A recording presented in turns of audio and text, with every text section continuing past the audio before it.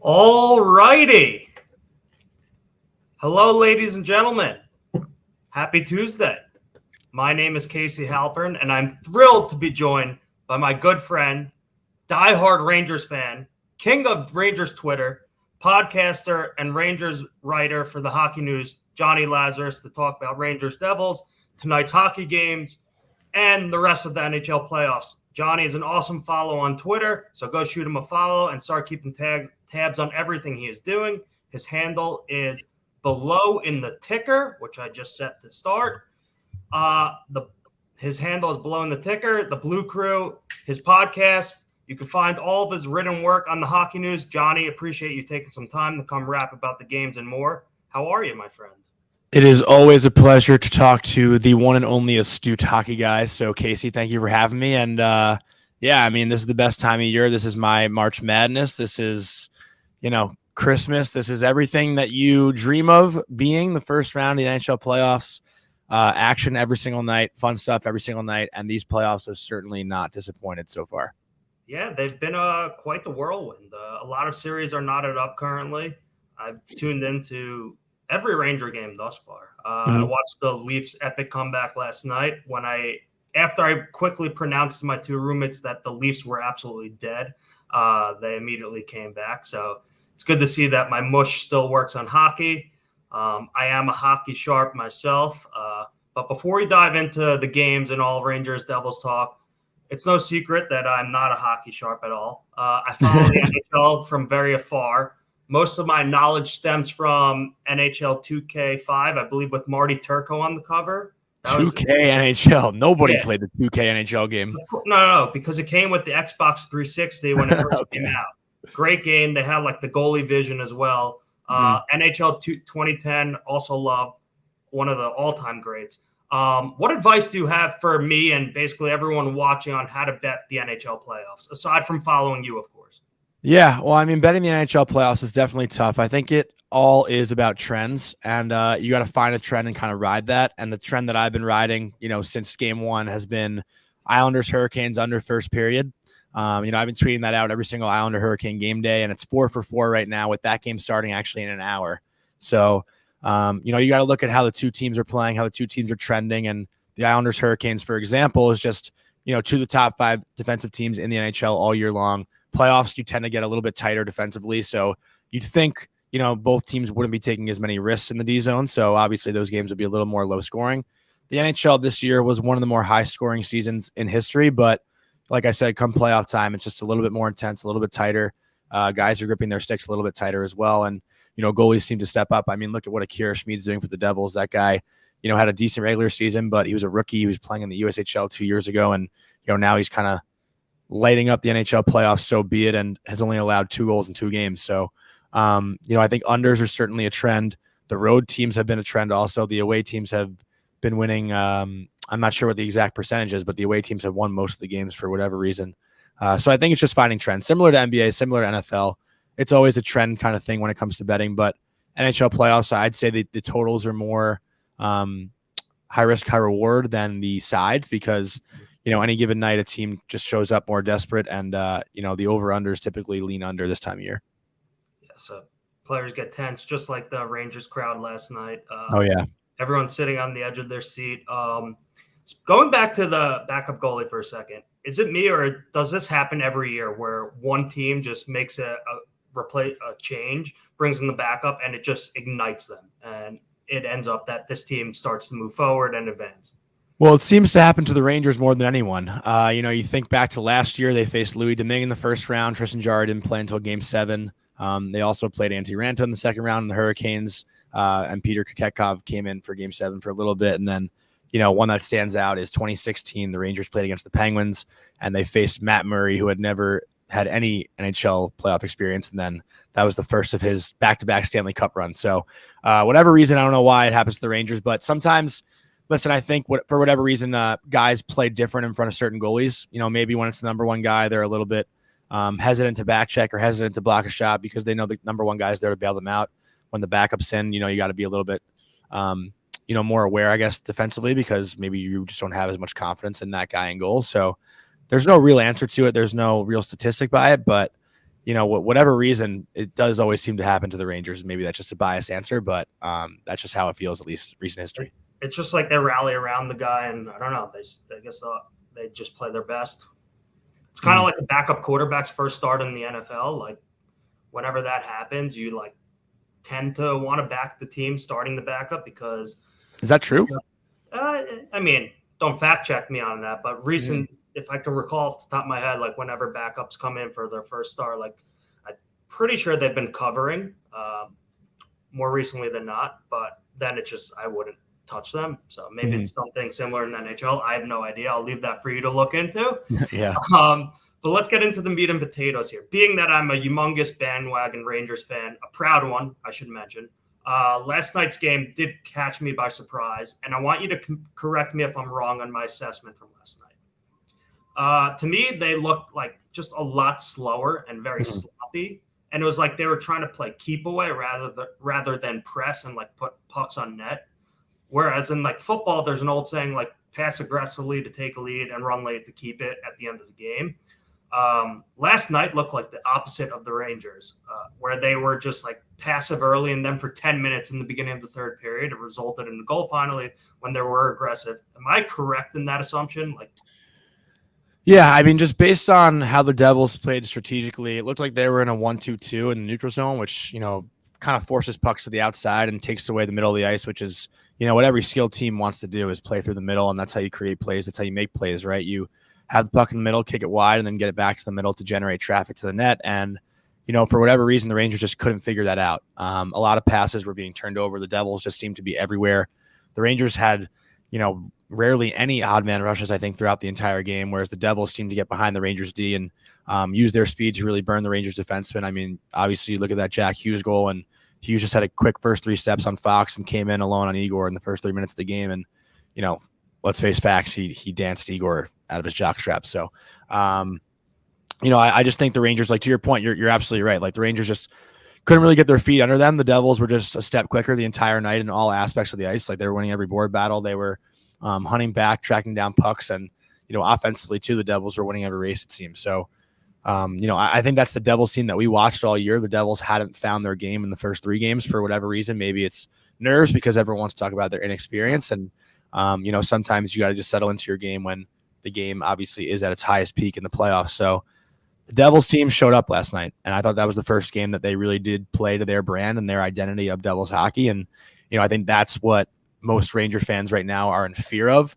because the Rangers had a chance in game 3 to really put this series, in the hole in a 3-0 lead, and they couldn't find a way to score. And now it's 2-2 going back to Jersey with the Devils feeling as confident as ever. So, your assessment was right. The Devils did a great job collapsing the neutral zone, and I think that's where these games are won. The neutral zone is the Devils' bread and butter. They create offense off the rush, and if they can allow their opponent to not generate any offense off the rush, obviously it plays into their effects. So, perfect assessment by the astute hockey guy. I mean, hey, they didn't get it for no reason. All right, so this is now a best-of-3 series. Anyone can win. The Rangers do not have home ice. They're going back to Newark for at least 2 games. What do the Rangers need to do in order to advance? They're currently minus 107 to win the series on profit exchange, but what do the New York Rangers have to do in order to take care of the New Jersey Devils? Well, I think for starters, they have to get back to their power play success. I think that's what separated them in games 1 and game 2. They went 4 for 10 in those games combined. Obviously, Chris Kreider had all 4 goals, but the Rangers don't necessarily live and die by their power play, but it definitely, feeds them a little bit. Obviously this is a super skilled team with a little bit less grit than most of the other teams in the NHL. So, when you have a ton of skill and a ton of offensive firepower, your power play is usually what gets you going. And I think the Rangers were like 0 for 9 in games 3 and game 4 back at home. So, obviously I think in the playoffs to be successful, win the Stanley Cup, you want to have good special teams and good goaltending. And in games 1 and 2, the Rangers had both. In games 3 and 4, the Devils didn't really have the best special teams either. I think they scored only 1 power play goal, but they shut the Rangers power play down. So, I think for the Rangers, they have to figure out what they're going to do as far as the power play setup goes. Mika Zibanejad's been playing the bumper position where, as opposed to playing the left dot position that he played all year. So maybe they make that change. But I think the Rangers power play is really what drives them. So getting back to that success is really going to help them, I think, going forward in the series. Makes sense. We actually have a question for you Okay. from Jimmy's Mandarin Oranges. What's your view on Akira Schmid? He's been fantastic this series. So he's just been a cool, calm, collected guy in goal, and I think that shows in his personality. Talking to him a little bit in the post game press conference last night, but I don't think he's been, the difference, if that makes sense. I don't think the Rangers care who's in goal for the Devils, but Schmid has just been very positionally sound. But to that point, he's allowed a lot of rebounds. Last night I think I tweeted it out. In the first 6 minutes, the Rangers had like 6 shots on goal, and I don't think he smothered one puck. I think there were loose pucks in the crease, in the slot area, and that's obviously how Vincent Trocheck scored his goal. Kane just throws the puck towards the net, Kreider whacks out a rebound, and then Trocheck finds it in the slot area and fires it home 5-hole. So, I think the Rangers do have to get more traffic in front. Vanacek was a little bit more out of position, a little more, unorthodox as a goalie. So I think that's the difference in Schmid's game, is that he's just more in position. And, that's when you really got to get in front of him and get traffic on net and get pucks on net. And that's, obviously a cliche hockey saying, but it is so true this time of year. So pucks on net, clean up the loose ones, put them in the back of the net. Mm-hmm. Okay, kind of like a Saturday night. Sure. All right, take your fan hat off for a second. Yep. Unbiasedly, who do you actually think wins Game 5, and which player do you think will come up big for the Rangers if you do think they will win? So, I mean, listen, I the entire time since like March, I've said the Devils are a team that scares me, and taking the fat hat off, I thought this series would be tied 2-2 going back to Jersey in this situation. I thought it'd be a lot different, though. I thought the teams would split in Jersey and split in Madison Square Garden. I did not think the road team would win every game. I don't think anyone could have predicted that. But that being said, right, all the pressure seems to be on the Rangers right now. And, obviously you'd think that because they just lost back-to-back games. But I think there is something to be said about the pressure being back on the Devils, because now it's a pivotal Game 5. They're on home ice. If the Devils don't win this game, they're going into Madison Square Garden for an elimination game, being down 3-2 on the Rangers home ice. And everyone talks about the Rangers experience, and that's where it comes into play. In a closeout game on home ice is where the experience really does matter in the playoffs.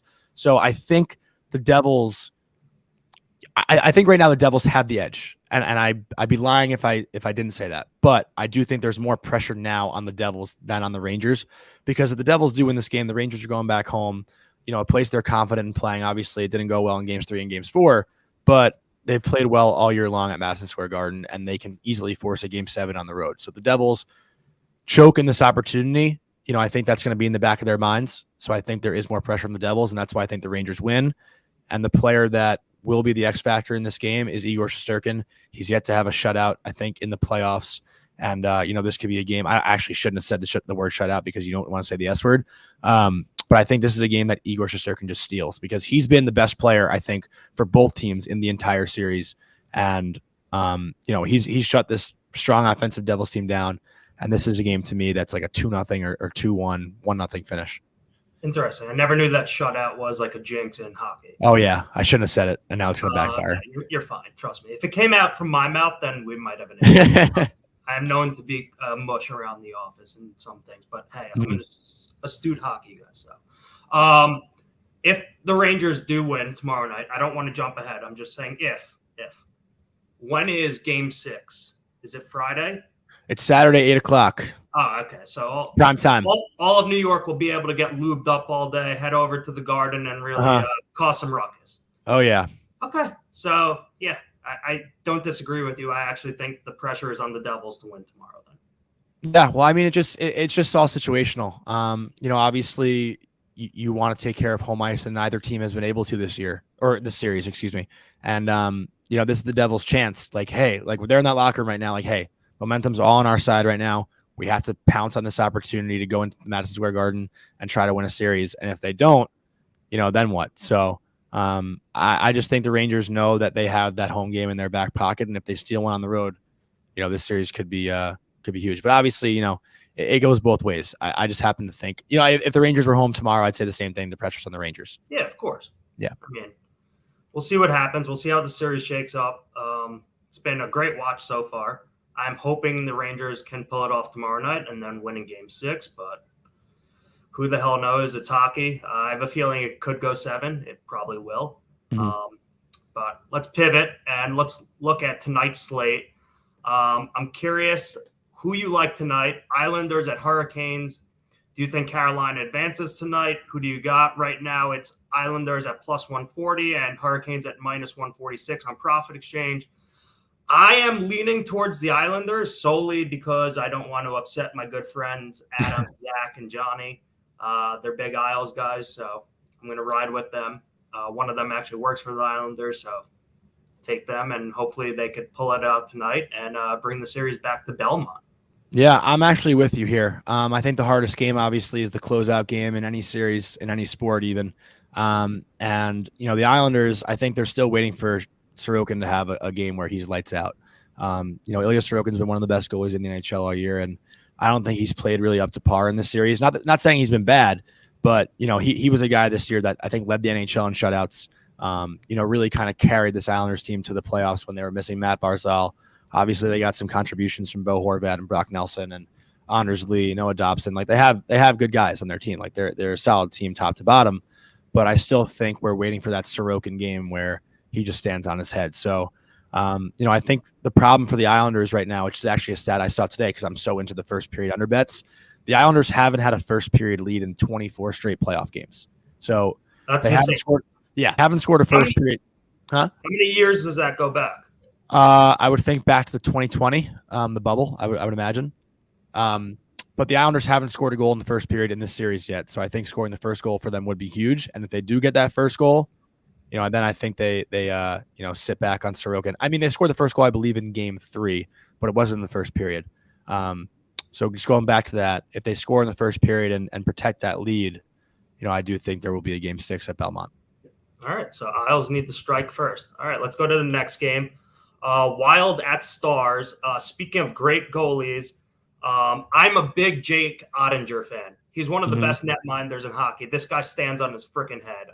I watched him basically all of last playoffs when I had COVID. I watched a ton of hockey, and I came away and was like, who the hell is this guy? He's absolutely phenomenal. So I'm riding the Stars at minus 136 on Profit Exchange. So do you want the Wild? Do you want the Stars? Who do you like here? I actually made that same exact pick today on the Action Network. I'm a big Jake Ottinger guy as well. I actually played against him freshman year in college. He played for BU when I was at UMass. He was their goalie. So, he's a tough guy to score. Huh? No, definitely not. I think I had like maybe 2 shots on goal, but there's no open space on him. He's a tall guy. He's a great goalie, and he was actually my pick to win the Vezina before the season started. And, I think that series has been the most exciting series so far in the playoffs. Actually, the next series, I would say, is the most exciting one that we're going to talk about. But, outside of that Oilers-Kings series, this one's been just as exciting. This has probably been the most physical series out of all of them in the first round. Obviously dating back to that Matt Dumba, Joe Pavelski hit in Game 1, I believe. But Dallas, I thought, took back the momentum in Game 4. Minnesota had a chance to go up 3-1 on home ice, and Ottinger had a great game in his hometown in Minnesota. I think the Stars carry that back to Dallas tonight. They're a really deep team, and, for whatever reason, the Wild just haven't been able to have playoff success in the last decade or so. And Kirill Kaprizov right now, he's their best player. I think he's only got 1 goal, 1 point in the series. So they need their big guy to get going. But Dallas's power play right now is the difference maker. I think they're at above 40% in the playoffs right now, which is ridiculous. I think Rupe Hintz has like 4 goals, 4 assists. Jason Robertson needs to step it up a little bit. His scoring's only come in the power play, but like I said, special teams and goaltending is what you need in playoffs to have success, and the Dallas Stars have that. So I'm leading Stars and home ice as well. I think Jason Arnott could have a big night for the Stars. Jason Arnott is a name that I haven't heard in quite a while, but that was a good little throwback. I know my mid-2000s hockey. Yeah. So much Julie the Cat in Jake Ottinger, though. I'll tell you that much. Just 2 great goalies. All right, Kings at Oilers, all knotted at 2. Currently, the Kings are plus 194. Oilers are minus 210. It looks like someone just ate up all of the Kings' money line. So I happen to have actually bet on this series last year when I had COVID, as I was saying. I took the Kings for the series, and I bet on the Kings in Game 7. So I'm going to go for the trifecta. I'm taking the Kings tonight to take the 3-2 series lead. Tell me why I'm wrong or why I'm right, and who do you like? I had to throw my glasses on for this one to see those odds, but I actually like the Kings plus 1.5. I think it's not too juicy, right? Was it like minus 140? Minus 134. Okay. Yeah. I think that's the safer play. I think obviously Edmonton took a lot of momentum in the last game, coming back from down 3-0 and winning in overtime. But this Kings team, top to bottom, is one of the more underrated teams in the playoffs. They're really deep down the middle as far as defensively speaking goes, with Kopitar, Kempe, Philip Deneau. They have so many talented guys on both sides of the ice that play 200-foot games. And the Kings have been really good in the series. They've been the better team in the series, I think, consistently at least. And Edmonton is going back to Stuart Skinner. He's starting in goal tonight after being yanked in Game 4. It's his first postseason, so the nerves could be, in him a little bit. I'm surprised they're not going with Jack Campbell after he stepped in and almost won them that game. But, another team we're talking about, right? Pressure on home ice in a pivotal Game 5. Yep. I think the Oilers have as much pressure as any other team in the NHL right now to win. So the Kings are a safe bet. I like that play, and I like covering the +1.5. Okay, before we move forward, I think it's important that, one, I don't think Connor McDavid gets enough fan share. He is absolutely phenomenal. And I just watch his highlights and I'm dumbfounded by the stuff he could do on ice. Mm-hmm. So I just wanted to highlight that. Obviously, you know that, but yep. To the audience, I watch hockey, so yeah. What? I watch hockey, so yeah, I know Connor McDavid's good. I mean, look, I'm an astute hockey guy. I'm a sharp, but I obviously know that myself. Guy's a stud. 2, should we be concerned that the both of us like every single pick? We are in the green. Yeah, that never goes well. I'm just kind of realizing now you had the Kings money line, so maybe Kings money line. All right, Kings +1.5, Islanders money line, and Stars money line. What could go wrong? Well, I really do love the Islanders first period under. That's my bet. If I had to pick a side, I'm taking the Islanders. I would avoid picking a side in that game. I just stick to the first period bet if I had to.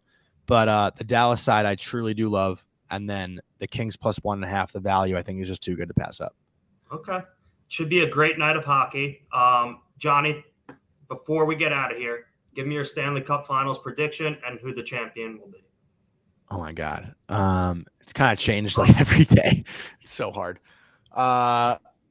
It's hard to pick against Boston at this point, right? I think they got to get there. They've been winning games without Bergeron, without Krejci. Boston, I think, definitely comes out of the East right now. And as far as the West goes, I said Vegas. I had Vegas, I think Rangers before the playoffs started.